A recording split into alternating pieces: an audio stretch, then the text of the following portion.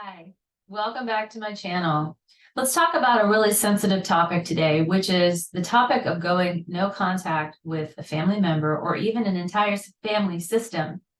This is something that you hear a lot about out there on the internet and on different social media channels and things like that.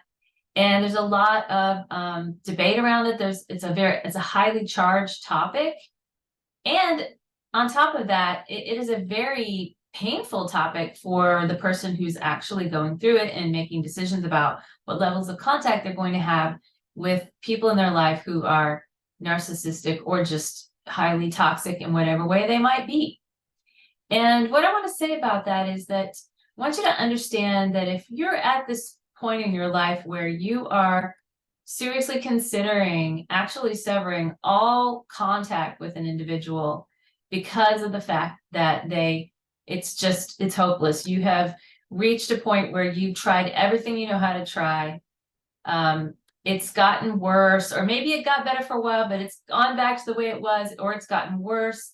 And maybe even you've gotten to the point where it's a situation where it's basically like it's them or me. That's really kind of how it feels when you're there. Even if it's not necessarily a life or death situation, life or death as in, the physical body. Sometimes it can be because we can have so many chronic illnesses and physical symptoms and issues that are a cause of, come from the stress from this relationship.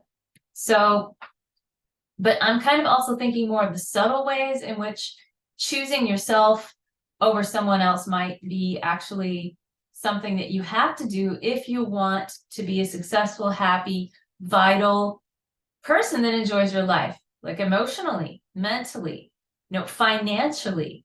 So there's many other levels of life. There's other structures than just the physical body. So if you're in a situation where, let's just say, it's in this relationship, and typically, and with narcissists, they're going to basically give you no choice but to just continue to choose to give them supply and let them cross your boundaries and betray yourself.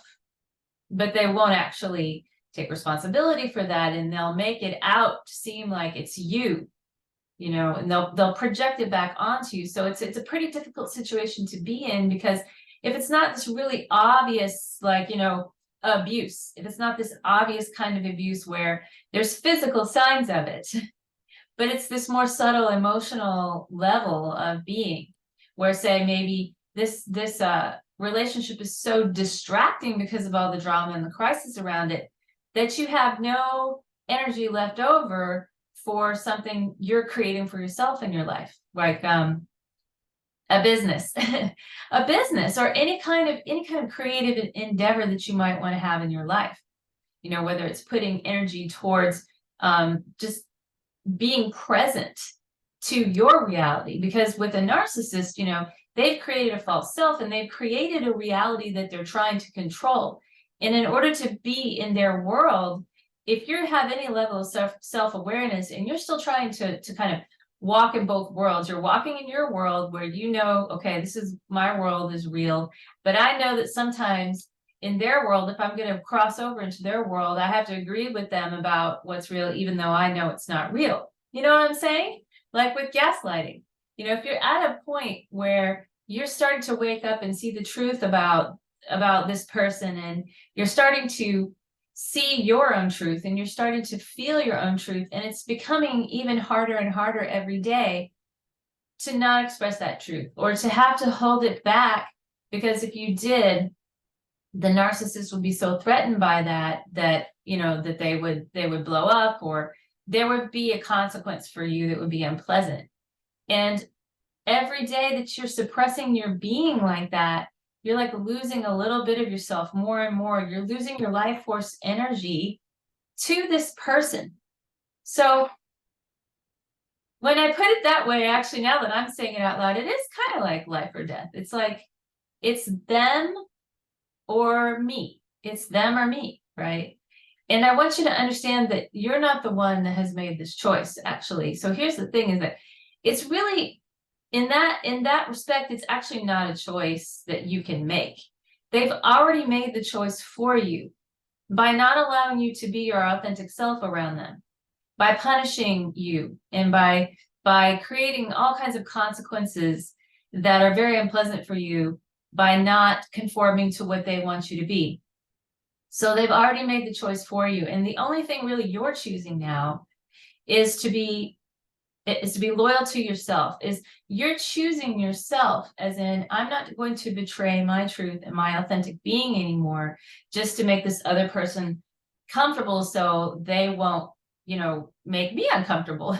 It's a crazy loop that you go through. But what I want you to understand is that relationship has been broken for a long time. And the family systems that support those relationships have been broken for a long time. So if you find yourself coming up against some criticism, like you broke up the family, by the choices that you made, you broke up our family because you stopped talking to this person and it created all this drama. No, honey, no. Your family was already broken and these relationships were already broken, and you're just seeing the truth now. That's the truth of those relationships, and you're just embracing the truth, and you're walking away from something that is you have continually been betraying yourself around. So this is going to happen.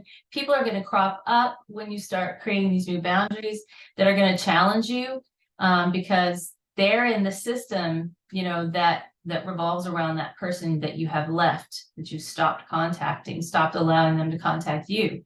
And that it's going to show the cracks in the system.